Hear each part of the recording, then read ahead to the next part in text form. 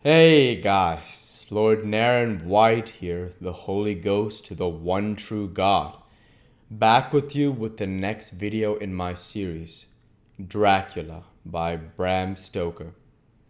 Without further ado, returning to Dracula, as read by Lord Naren White.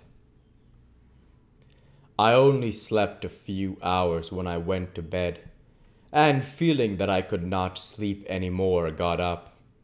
I had hung my shaving glass by the window and was just beginning to shave.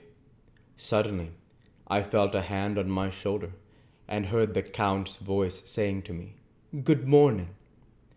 I started, for it amazed me that I had not seen him, since the reflection of the glass covered the whole room behind me.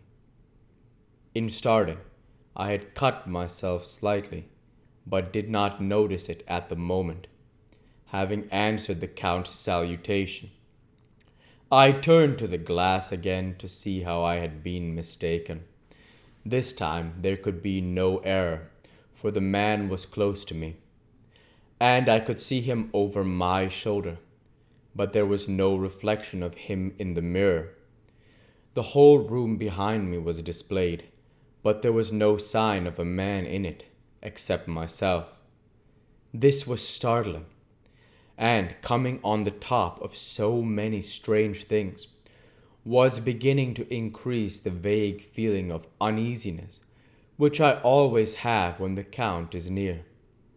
But at the instant I saw that the cut had bled a little, and the blood was trickling over my chin. I laid down the razor, turning as I did, so half round to look for some sticking plaster. When the Count saw my face, his eyes blazed with a sort of demoniac fury.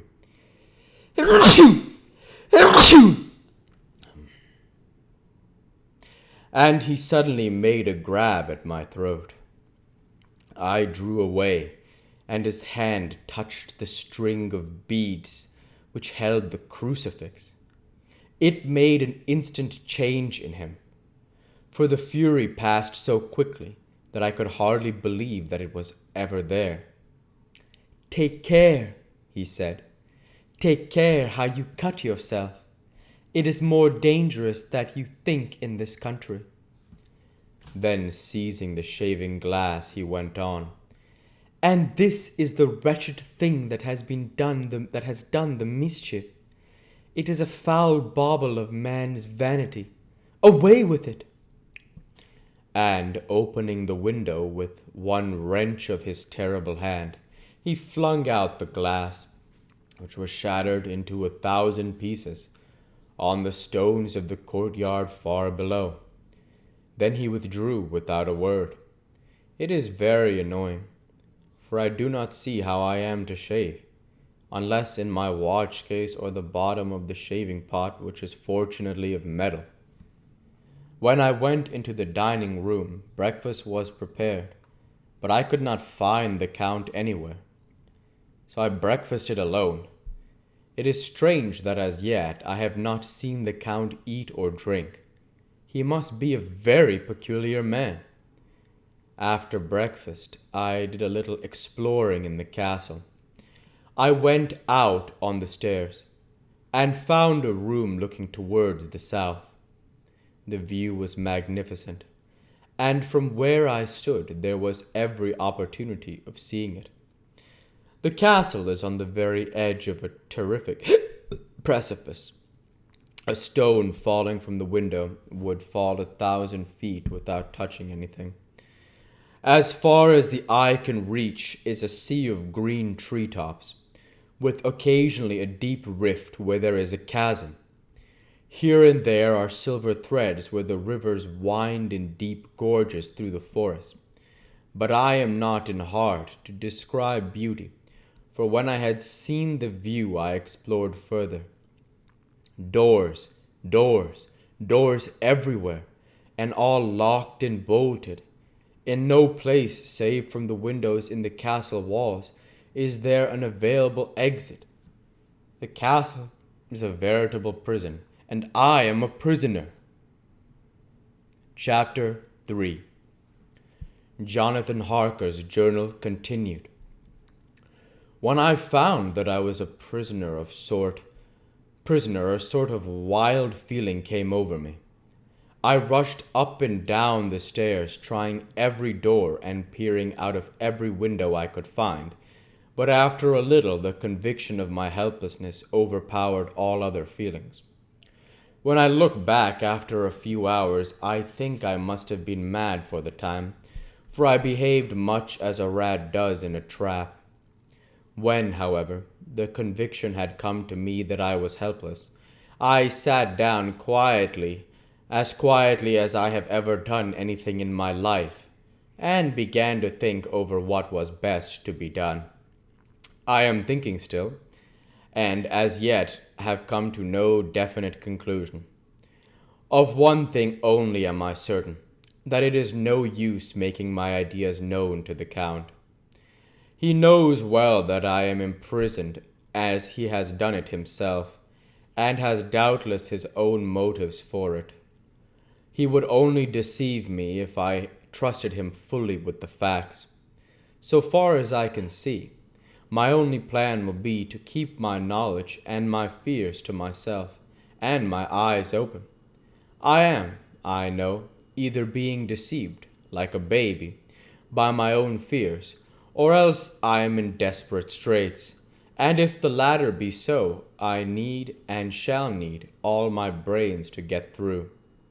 I had hardly come to this conclusion when I heard the great door blow shut, and knew that the Count had returned. He did not come at once into the library, so I went cautiously to my own room and found him making the bed. This was odd, but only confirmed what I had all along thought, that there are no servants in the house. When later I saw him through the chink of the hinges of the door laying the table in the dining room, I was assured of it. For if he does himself all these menial offices, surely it is proof that there is no one else in the castle. It must have been the Count himself who was the terrible driver of the coach that brought me here. This is a terrible thought, for if so, what does it mean that he could control the wolves as he did, by only holding up his hand for silence? How was it that all the people at Bistritz and on the coach had some terrible fear for me? What meant the giving of the crucifix, of the garlic, of the wild rose, of the mountain ash?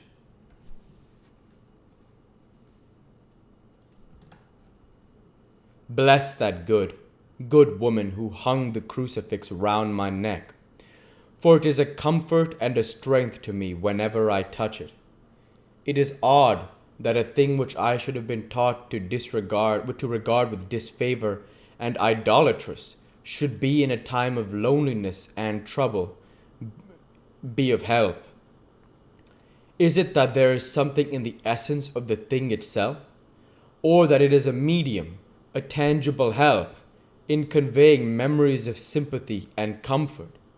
Sometime, if it may be, I must examine this matter and try to make up my mind about it. In the meantime, I must find out all I can about Count Dracula, as it may help me to understand. Tonight, he may talk of himself. If I turn the conversation that way, I must be very careful, however, not to awake his suspicion. Midnight. I have had a long talk with the Count. I asked him a few questions on Transylvania history, and he warmed up to the subject wonderfully. In his speaking of things and people, and especially of battles, he spoke as if he had been present at them all.